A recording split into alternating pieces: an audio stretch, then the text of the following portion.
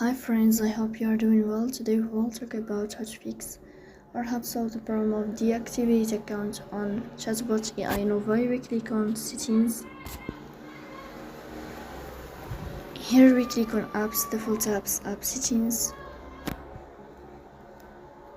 In this list you will search for AI Chatbot Nova. Then we click on first stop and we click OK.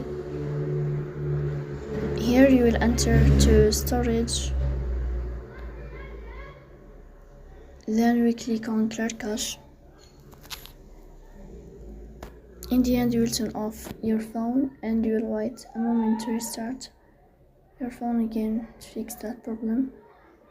So please don't forget to support us by like and subscribe. See you next time in another video, and thank you for your watching and your attention.